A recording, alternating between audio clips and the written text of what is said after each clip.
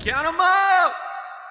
Turning our attention to Kenny Dillingham and the Arizona State Sun Devils' wildly successful season last year, as they did make it all the way to the top of the conference, to the college football playoff. And now they're going to enter the year with some expectations. At FanDuel Sportsbook, where you can make every moment more, their win total is set at 8.5, over plus 104, under minus 128. But I'll let you get first crack at this one. How are we looking at Sam Leavitt and a lot of players that are back, but certainly some to replace from the Big 12 championship team? So I am going to go over here on Arizona State. This is one of the very few times in this conference that I'm going to be taking one of the top guys over. But I do think they have a couple like actual next level difference makers on this team. Most importantly is quarterback. Most of the guys who I respect in like the very early mock draft space are very high on Sam Leavitt. He got a lot of positive reviews for like the various quarterback camp stuff he did this summer as a college counselor. He makes some really high level throws, and I think he has some room for growth. I don't really trust Mississippi State. You could tell me like Mississippi State, played them hard for a couple minutes last year, and then obviously Texas State had them beat, honestly, in San Marcos. But like the road schedule here is tricky, but I do want to point you guys to the timing of the final stretch, and I think this is fairly important. West Virginia is going to run that unbelievable Rich Rod tempo. How much depth does West Virginia really have? How much quality depth do the Mountaineers really have that late in the season? That's also not in Morgantown. They come to the desert. I could see some dead-legged Mountaineers there in Tempe. At Colorado, like at that point, depending on what you guys pick, Colorado may or may not be eliminated from bowl contention. If this is the game that they get to play after Colorado doesn't make a bowl, especially if the thing goes sideways, we're going to have a lot of speculation about is Deion finally quitting, blah, blah, blah. If he doesn't already today, we'll see. Obviously, we hope that he doesn't. You're going to have a lot of guys thinking transfer portal. Where am I going next year? So I like the timing of that game if that season goes how I think it might go.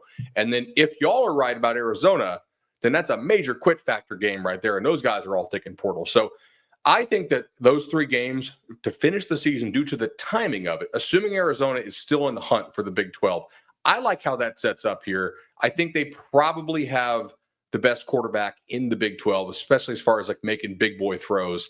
So I will go over on Arizona State here, but the road schedule is certainly a bit scary. At Utah, at Baylor are not easy. Yeah, the 3 road games in conference are brutal for them. Not to say they couldn't win, one or multiple of those games.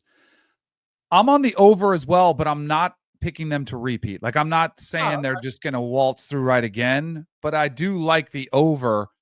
I talked to a coach that was on their staff last year, and I think I had even before I talked to him, I talked about the emotional presence of Cam Scatterbo and how he was such an emotional leader on that team.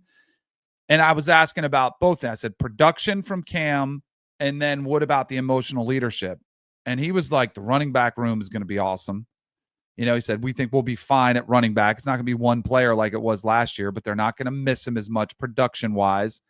And as far as Sam Leavitt, this coach raved about him being the leader, early to practice, grabbing guys, if you need to get in some guy's face, he's not afraid. And him being able to improve any more, kind of like Bud was talking about, that the scouts are seeing.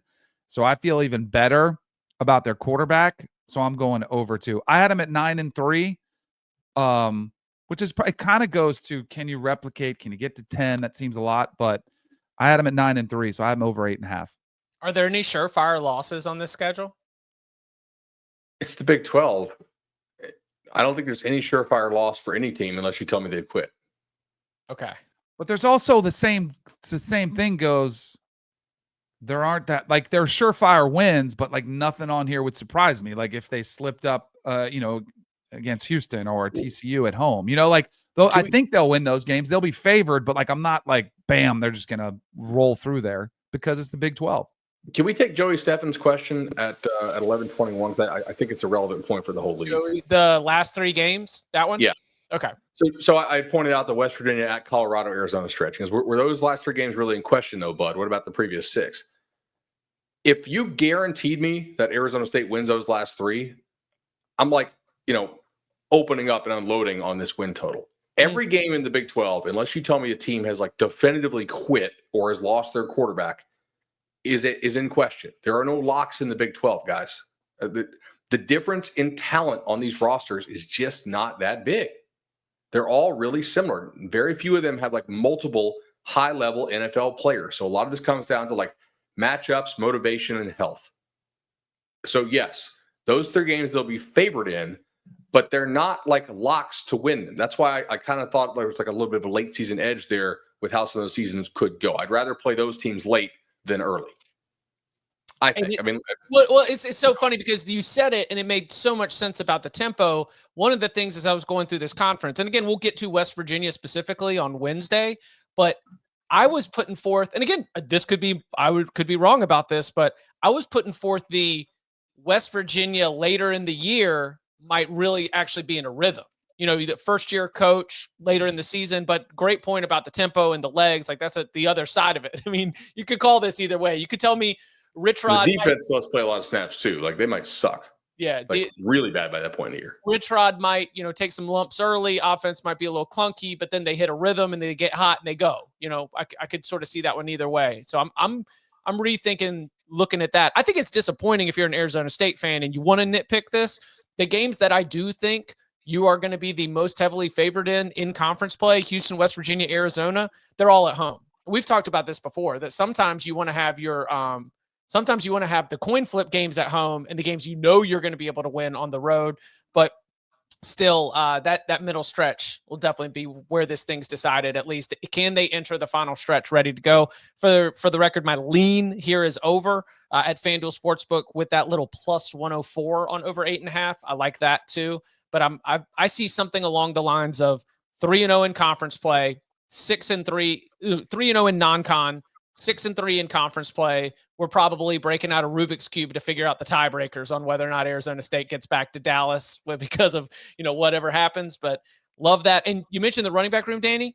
One of the last Kanye's we stand for, Kanye Udo, is as a good player, right?